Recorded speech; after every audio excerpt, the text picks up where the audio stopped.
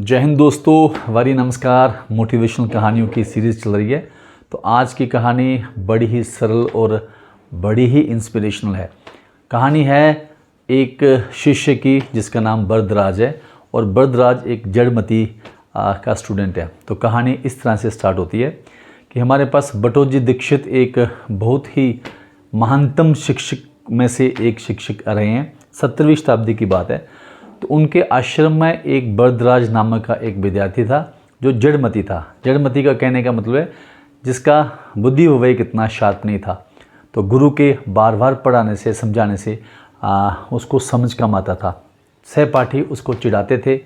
तो 1-2 साल के बाद जब गुरु ने देखा कि बरदराज पढ़ने में इतना अच्छा नहीं हो रहा है, क्लास पास नहीं कर पा रहा है, सीखी हुई शिक्षाओं से लाभ नहीं उठा पा रहा है, तो एक दिन वो अपने पास उसको बुलाते हैं और कहते हैं, बेटा बरदराज, जो शिक्षा आपके बस की नहीं है, जो जहाँ तक आपने शिक्षा की है आपके गुजर बसर के लिए काफ़ी है। तो अभी आप ऐसा करो, अपने घर वापस जाओ, अपने माँ बाप के साथ काम में हाथ बंटाओ और अपना गुजर बसर करके अपनी ज़िंदगी जियो। बड़े ही निराश होकर बरदराज गुरु को प्रणाम करके वहाँ से निकलता है। तो गुरुजी उसको रास्ते में खाने के लिए सत्तू जो होते हैं उसका जो आटा, पिसा हुआ आटा उसको देते हैं कि रास्ते में भूख लगे तो उसको खा लेना। तो जब वो चला काफ़ी दूर तक तो रास्ते में उसको भूख लगी।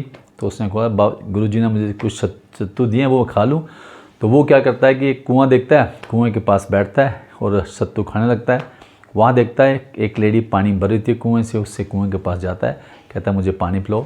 तो जैसे पानी पीने लगता है तो वहाँ देखता है कि एक सख्त सी चट्टान, उस पर रस्सी के बार बार चलने से, घिसने से वहाँ रस्सी की इम्पैक्ट पड़ा हुआ था, यानी लाइनें पड़ी हुई थी।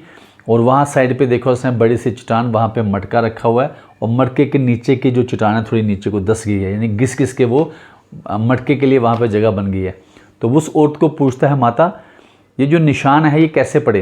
तो वो माता उसको बड़ी मिन्नता से कहती है, बेटा ये रस्सी ने निशान किए हैं।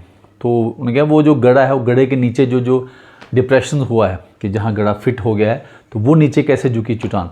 तो कहती है वो पानी से भरा हुआ मटका जैसे बार बार वहाँ रखते थे तो उसके भी हिसाब से उसने उसको नीचे कर दिया है। तो बरदराज ने ये सोचा कि अगर एक कोमल सी रस्सी बार बार किसी कार्य करने पे एक इतनी स्ट्रांग चट्टान को घिसा सकती है और एक मटका गड़ा जो सॉफ्ट सा रहता है पानी का भरा हुआ चट्टान पे रखो तो वहाँ बैठ के वो चट्टान को मजबूर कर देता है कि उसको स्थान दे और वहाँ पे उसकी प्लेस बन जाए। तो मैं एक ह्यूमन बीइंग हूँ, मैं क्यों नहीं अगर बार बार कोशिश करूँगा तो पढ़ सकता हूँ। तो वहाँ से वो रिटर्न होता है, अपने गुरु के वापस आश्रम में जाता है। तो गुरु देख के चकित रहते हैं कि बेटा तू गया नहीं कर।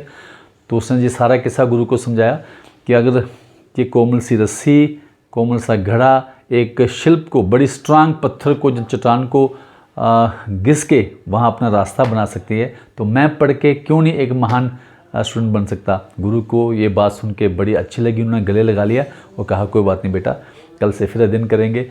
बाकी जो सहपाठी से उनको बताया उन्होंने कि ये वापस बच्चा आया है, आप इसका मजाक मत उड़ाओ, उसका सहयोग करो। उसका उन्होंने सहयोग किया, गुरु ने पढ़ाया और वो आने वाले समय में एक बहुत ही बड़ा ग्रामरिन साहित्यकार बना। और ऐसा कहा जाता है कि 1ली शताब्दी BC के आसपास एक बहुत बड़े संस्कृत ग्रामर के विख्याता ग्रामरिन रहे हैं पन्निनी। उन्होंने ग्रामर्स के रूल लिखे थे 3959, यानी कि 3959, लगभग 4000 रूल थे संस्कृत ग्रामर्स के। बड़े जटिल कम्प्लेक्स थे, आम आदमी की समझ के परे थे। तो हमारे जो उनके बरदराज के गुरु थे बटोजी दीक्षित, उन्होंने उनको वापस थोड़ी सरल भाषा में अपनी बुक, क्योंकि पन्निनी की जो बुक थी वो अष्टाध्याय थी, तो अष्टाध्याय 8 अध्यायों में वो सारे रूल्स लिखे थे। और जब बटोजी दीक्षित ने वो सारे रूल्स को सिंप्लीफाई करके बुक में लिखा तो सिद्धांता कौमुदी नाम की उनकी बुक थी। तो जब बरदराज जी महान पंडित बने ग्रामर्स के, संस्कृति के, तो उन्होंने वो सारे जो 4000 के पास 3959 रूल्स थे उनको सिंप्लीफाई करके 723 रूल में कन्वर्ट कर दिया जो सबकी समझ में थे। और 3 उन्होंने बुक, जो उन्हीं के गुरु की बुक थी सिद्धांता कौमुदी, उसके 3 वर्जन लिखे। एक लिखा मध्यमिक सिद्धांता कौमुदी, एक लघु सिद्धांता कौमुदी और एक सार सिद्धांता कौमुदी। और उसमें ये सारे रूल लिखे। और विश्व के महान ग्रामरन में अपना नाम प्रिंट किया। और आपने देखा एक जटिल बुद्धि वाला प्रयास करके एक महान ग्रामरन बन सकता है। ये एक दोहा भी है कि करत करत अभ्यास जड़मती होत सुजान, रसरी चले जात पे तो शिल्प पर पड़े निशान। कि अगर आप लगातार कोई अभ्यास करते रहो तो जड़मुद्दी भी बहुत बुद्धिजीवी बन सकता है। जैसे रस्सी अपनी बात पे आ जाए तो बड़ी स्ट्रांग शिल्प पे भी अपना इम्पैक्ट छोड़ जाती है। तो ऐसा ही दोस्तों ज़िंदगी होती है।